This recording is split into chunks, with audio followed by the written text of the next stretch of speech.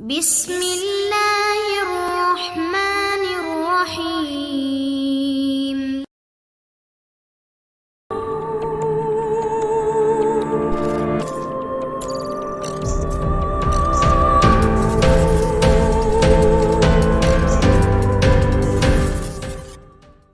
अस्सलाम वालेकुम दोस्तों।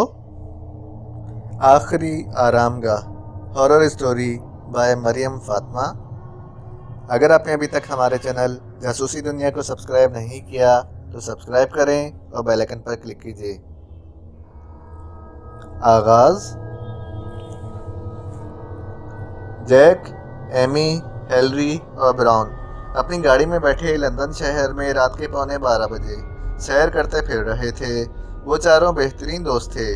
जैक एमी का बॉयफ्रेंड और ब्राउन हेलरी का बॉयफ्रेंड था। वो चारों बड़ी देर से लॉन्ग ड्राइव पर निकले हुए थे। इसी तरह घूमते घुमाते वो सब एक बिल्कुल सुनसान सी जगह पर आ गए और फिर अचानक एक झटके साथ इनकी गाड़ी रुक गई। गाड़ी में पेट्रोल खत्म हो गया था। क्या हुआ जैक, गाड़ी क्यों रोक दी? एमी ने पूछा। गाड़ी में पेट्रोल खत्म हो गया है और मसला ये है कि पेट्रोल है भी नहीं, जैक ने स्टीयरिंग पर मुक्का मारते हुए कहा। ओह शिट, अब क्या करेंगे? एमी और हेलरी परेशान होकर बोली। चलो गाड़ी से बाहर निकल कर देखते हैं, शायद यहाँ आसपास से कोई मदद मिल जाए। ब्राउन ने सीट बेल्ट खोलते हुए कहा। इस वीरान में हमें भला कहाँ मदद मिलेगी? हेलरी ने अपने सुनहरे बालों में उंगलियां फेरते हुए कहा। कोई ना कोई तो यहाँ रहता ही होगा, जैक ने कहा। अरे कोई नहीं रहता यहाँ सिवाय भूत प्रेत के, एमी ने अपना सर थाम कर कहा। दोनों लड़कियां काफी परेशान नजर आ रही थीं, लेकिन लड़के फिर भी इतना नहीं घबरा रहे थे। चलो बाहर निकलो गाड़ी से, ब्राउन ने कहा। क्यों, क्या मतलब? हेलरी ने पूछा। मतलब ये है कि जब तक हम लोग बाहर निकलकर मदद नहीं ढूंढेंगे तो बात कैसे बनेगी? अब कोई खुद से तो चलकर आएगा नहीं हमारे पास, ब्राउन ने कहा और गाड़ी का दरवाज़ा खोलकर बाहर निकल आया और साथ ही हेलरी का हाथ पकड़कर खींचा और इसे भी बाहर निकाल लिया। जैक ने भी ज़बरदस्ती एमी को गाड़ी से बाहर निकाला। ओ छोड़ो मेरा हाथ, जैक कहाँ लेकर जा रहे हो मुझे? एमी तिनक कर बोली। ज़्यादा नखरे मत करो डार्लिंग और सीधी तरह चलो मेरे साथ। अच्छा ठीक है, लेकिन कहाँ लेकर जा रहे हो ये भी तो बताओ, एमी बोली। अरे यार कितना बोलती हो तुम, जी तो कर रहा है कि तुम्हारे मुंह पर टेप चिपका दूं, जैक ने मुस्कुराकर कहा। तो एमी मजीद चढ़ गई। बस यूं समझ लो कि हम तुम्हें अनजानी मंजिल की तरफ लेकर जा रहे हैं, ब्राउन हंसकर बोला। और फिर थोड़ी दूर चलने के बाद ये चारों रुक गए क्योंकि अब इन्हें एक बहुत बड़ा किला नजर आ रहा था। रात के इस पहर सुनसान और वीरान जगह पर यह किला बहुत ही पुरअसरार और हैबतनाक लग रहा था। वो लोग बुरी तरह हैरान रह गए। एमी और हेलरी की रीढ़ की हड्डी में सर्दी की शदीद लहर दौड़ गई। वाह कितना खूबसूरत है, ब्राउन ने खुशगवार लहजे में कहा। दुरुस्त कहते हो, बहुत शानदार है। और तुमने देखा कि किले के अंदर रोशनी हो रही है, इसका मतलब है कि अंदर लोग मौजूद हैं, जैक ने तायद की। और तो और किले का दरवाज़ा भी खुला हुआ है, चलो अंदर चलें। नहीं नहीं, मैं इस किले में कभी नहीं जाऊंगी, हेलरी ने साफ इनकार कर दिया। ज़्यादा ड्रामेबाजी ना करो वरना उठा कर ले जाऊंगा, ब्राउन ने कहा। और फिर वही हुआ, लड़कियों ने बहुत शोर मचाया, चीखी चिल्लाई, लेकिन ब्राउन ने हेलरी को और जैक ने एमी को ज़बरदस्ती साथ लिया और किले के अंदर घुस गए। अंदर से किला निहायत शानदार था। अब तो लड़कियां भी अपना डर भूलकर दिलचस्पी से अंदरूनी मंजर देखने लगी। अचानक एमी को शरारत सूझी। वो एक अदा से अपने बाल झटक कर बोली। शहजादे जैक, क्या आप मुझसे शादी करेंगे? मुझ जैसी खूबसूरत लड़की आपको कहीं नहीं मिलेगी। नहीं शुक्रिया मिस, लेकिन मुझे चाहने वाली और भी हैं, जैक ने अपने लबों पर दिलफरेब मुस्कुराहट सजाते हुए वहां मौजूद परियों के मुजस्मों के पास जाते हुए कहा। एमी का मुंह बन गया जबकि हेलरी खिलखिलाकर हंस पड़ी। फिर बोली, इडियट लड़कों, शुक्र करो कि हम जैसी हसीनाएं तुम्हारे साथ हैं, वरना गाजर मूली जैसा मुंह है तुम लोगों का। अच्छा खैर, हंसी मजाक छोड़ो दोस्तों और ये सोचो कि आखिर ये किला है किसका।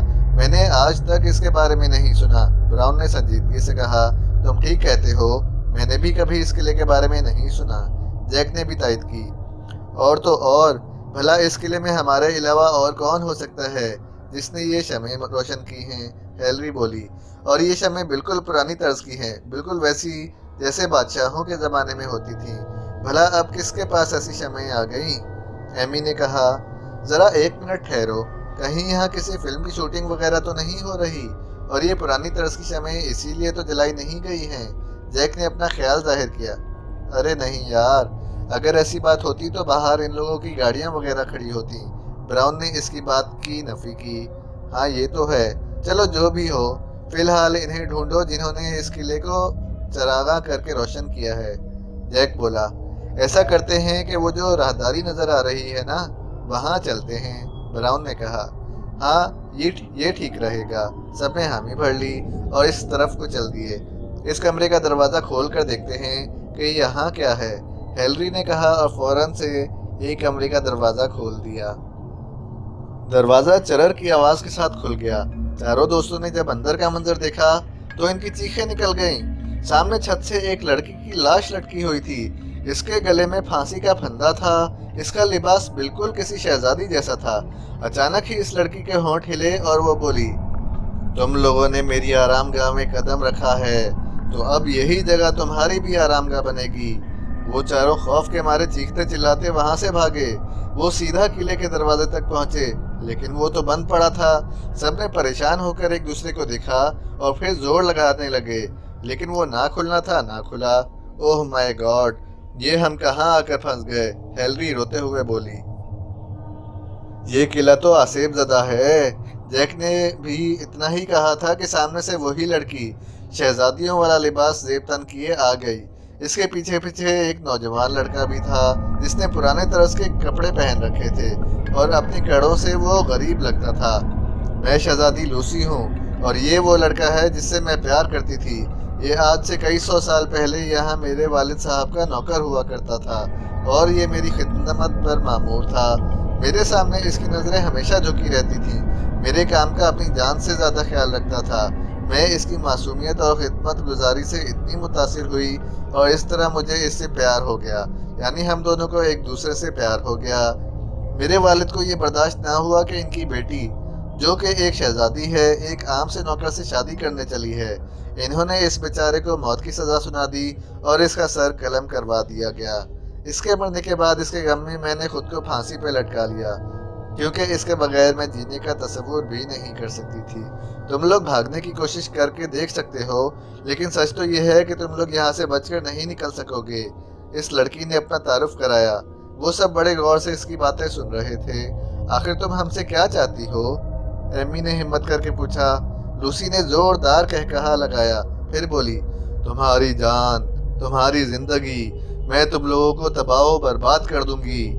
दोस्तों, यहाँ से भागो, कोई रास्ता ढूंढो यहाँ से निकलने का, ब्राउन ने चीख कर कहा और सबको साथ लेकर एक तरफ को भाग निकला कि अचानक किले में मौजूद सारी शमयें बुझ गईं। अरे ये क्या हो गया? ब्राउन ने कहा। हेलरी, तुम कहाँ हो? अंधेरा बहुत है, कुछ नजर नहीं आ रहा। हेलरी, हेलरी, जवाब दो। अगर वहाँ हेलरी होती तो जवाब देती ना। वहाँ अब ब्राउन के अलावा कोई नहीं था। ये सारे साथी एक दूसरे से अलग हो गए थे। अचानक ही शमें जल उठी और हर तरफ रोशनी फैल गई। ब्राउन ने बदहवासी के आलम में इधर उधर देखा तो इसे सामने से हेलरी आती हुई नजर आई। वो सीधी इसके पास आई और बोली, ब्राउन चलो चलें, हमें यहाँ से बाहर निकलने का रास्ता मिल गया है। वो खुशी से चहकते हुए बोल रही थी। फिर इसने ब्राउन का हाथ थामा और इसे एक तरफ को खींचती हुई ले गई। वो रास्ता ब्राउन का जाना पहचाना सा लग रहा था। हेलरी इसी राहदारी में आकर ठहर गई, फिर बोली, मेरी आंखों में देखो ब्राउन, और बताओ तुम्हें क्या नजर आ रहा है? अपना अंजाम, ब्राउन ने खोए हुए लहजे में जवाब दिया। हाँ ब्राउन, तुम्हारा अंजाम यही है।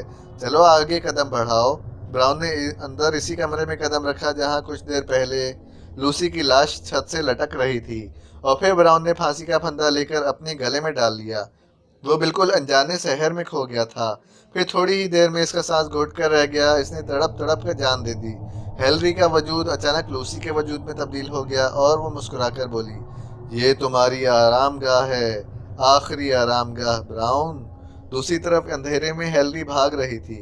ब्राउन, एमी, जैक, कहाँ हो तुम लोग? मेरी बात का जवाब क्यों नहीं देते? अचानक इसका पैर मुड़ा और वो तकलीफ से कराहती हुई फर्श पर गिर गई। इसके साथ ही सारी शमें रोशन हो गई तो वो संभल कर बैठ गई और फूट फूट कर रोने लगी। पता नहीं कहाँ चले गए सब।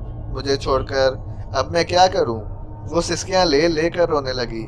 फिर इसे किसी के कदमों की चाप सुनाई दी और इसने सामने नजर उठाकर देखा तो एमी दौड़ती हुई चली आ रही थी। इसके लबों पर मुस्कुराहट थी। हेलरी, तुम कहाँ रह गई थी? हम कब से तुम्हें ढूंढ रहे हैं और खुशी की बात यह है कि हमें यहाँ से बाहर जाने का रास्ता भी मिल गया है। चलो यहाँ से चलें। एमी ने इतना कहकर हेलरी का हाथ थामा और इसे खड़ा किया। हेलरी के पैर में चोट आई थी इसलिए वो लड़खड़ा कर चल रही थी। एमी से लेकर इसी राहदारी में आ गई। ये क्या एमी? ये तो वही जगह है। हाँ, ये वही जगह है।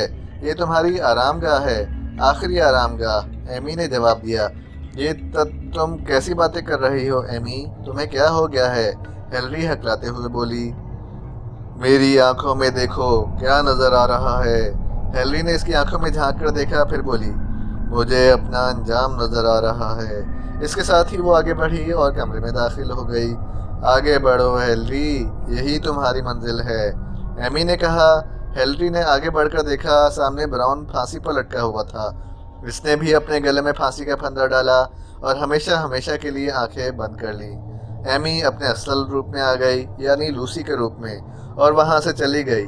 अब यहाँ बिल्कुल घटाटूप अंधेरा हो चुका था और एमी अकेली खड़ी रो रही थी। जैक, जैक, कहाँ हो तुम? मुझे बहुत डर लग रहा है। एकदम सारी शमें रोशन हो गई और अपने बिल्कुल सामने जैक को खड़े देखकर वो बुरी तरह घबरा गई और अपना तवाज़ुन बरकरार ना रख सकी और सामने खिड़की से बाहर जाकर गिर गई। लेकिन जैक ने लम्हा भर की देर किए बगैर इसे बाजुओं से पकड़ लिया और हिदायत की, बिल्कुल भी ना घबराओ। और फिर जैक ने जोर लगाकर इसे अंदर खींच लिया। बड़ी देर तक एमी अपनी सांस बहाल करती रही और फिर जैक के गले लगकर फूट फूट कर रोने लगी। बस एमी, बस रो मत, हमें बाहर जाने का रास्ता मिल गया है, चलो चलते हैं। जैक ने बड़े प्यार से इसका चेहरा अपने हाथों में लेकर कहा। ओह, शुक्र है जैक कि बाहर का रास्ता मिल गया, वरना मुझे तो लगता था कि बस आज यहीं मर जाऊंगी। एमी अपने आंसू पोंछते हुए बोली। आ जाओ, इस तरफ बाहर का रास्ता है, जैक ने कहा और इसे लेकर अपने साथ चल दिया। थोड़ी दूर चलने के बाद एमी ठिठक कर रुक गई। ये क्या जैक, ये तो वही राहदारी है, तुम मुझे यहाँ क्यों ले आए? वो घबरा कर बोली। इसलिए कि यही तुम्हारी मंजिल है, यही तुम्हारी असल जगह है। मेरी आंखों में गौर से देखो और फिर बताओ कि तुम्हें क्या नजर आ रहा है, जैक ने सरदिल लहजे में कहा। एमी ने डरते डरते इसकी आंखों में देखा, फिर सहरज़दा लहजे में बोली, मुझे अपना अंजाम नजर आ रहा है, मुझे अपनी मंजिल नजर आ रही है। तो फिर आगे बढ़ो और अपनी मंजिल को पा लो। एमी आहिस्ता आहिस्ता चलती हुई इस कमरे में दाखिल हुई और इसने भी ब्राउन और हेलरी की तरह अपने गले में फांसी का फंदा डाल लिया। कुछ देर तक तो वो तड़पी, लेकिन फिर जैसे बिल्कुल पुरसकून नींद सो गई। लूसी ने एक बार फिर अपनी शक्ल बदली और वहां से हट गई। दूसरी तरफ जैक अंधेरे में अपने दोस्तों को आवाज़ें दे रहा था। एमी, तुम कहाँ हो? ब्राउन, हेलरी, कोई तो जवाब दो। वो थक हार कर ज़मीन पर बैठ गया। इसके बैठते ही तमाम शमएं रोशन हो गईं और इसने देखा कि सामने इसके तीनों दोस्त हंसते मुस्कुराते चले आ रहे थे। जैक, माय डियर, तुम कहाँ रह गए थे? एमी ने इसके गले में बाहें डाल दी। हम लोग तुम्हें कब से ढूंढ रहे हैं, ब्राउन ने कहा। पता है, हमें यहाँ से बाहर निकलने का रास्ता मिल गया है, हेलरी बोली। चलो फिर चलते हैं, जैक ने खुशी से कहा और चारों दोस्त चल दिए, एमी, हेलरी और ब्राउन जैक को लेकर इसी राहदारी में आ गए। अरे ये क्या है? ये तुम लोग मुझे कहाँ ले आए? जैक ने डरते हुए पूछा, क्योंकि अब इसके दोस्तों के चेहरे पर करख्तगी नजर आ रही थी। ये हमारी आखिरी आरामगाह है, मेरी आंखों में देखो जैक और बताओ कि तुम्हें क्या नजर आ रहा है, एमी ने कहा। तो जैक ने डरते डरते इसकी आंखों में देखा, फिर बोला, मुझे अपना मंजिल और अंजाम नजर आ रहा है। और फिर वो कमरे में दाखिल हुआ और इसके सारे दोस्त छत से लटके हुए थे। एक फंदा इसके लिए भी तैयार था। इसने अपने गले में फंदा डाला और फिर हमेशा के लिए आंखें बंद कर ली। इस वाक़या के 1 साल बाद आसार कदीमा की टीम वहां पहुंची। रोजी टीम की इंचार्ज थी। वो सबको गाइड करते हुए आगे बढ़ रही थी कि अचानक इन लोगों की नज़र सामने मौजूद इसी किले पर पड़ गई। खुशी के मारे रोजी ने जोर से चीख मारी, हमारी इस दरियाफ्त पर तो हमें इनाम मिलेगा और हमें अखबारों और टीवी में भी दिखाया जाएगा, हमारा इंटरव्यू लिया जाएगा, हम मशहूर हो जाएंगे। वो खुशी से उछलते हुए बोली, तो फिर देर कैसी, चलो आगे बढ़ते हैं, इसके एक साथी ने कहा और वो सब किले की तरफ बढ़ते चले गए। किले का दरवाज़ा खुला हुआ था। वो लोग खुशी खुशी अंदर दाखिल हुए और फिर सब मिलकर इसी राहदारी की तरफ आ गए। इस कमरे का दरवाज़ा खुला हुआ था। सामने का मंजर देखकर इनकी दिलखराश चीखें निकल गईं, क्योंकि सामने छत पर ब्राउन, हेनरी, जैक और एमी की लाशें लटक रही थीं और साथ में लूसी भी छत से लटकी हुई थी। वो पीछे को हटने ही वाले थे कि लूसी के होंठ हिले और वो बोली, रोजी, अब तुम यहाँ आ गई हो तो यही जगह तुम्हारी और तुम्हारे साथियों की आखिरी आरामगाह बनेगी। ही हा हा हा हा, तुम्हें तुम्हारी आखिरी आरामगाह मुबारक हो। ख़त्म शुद।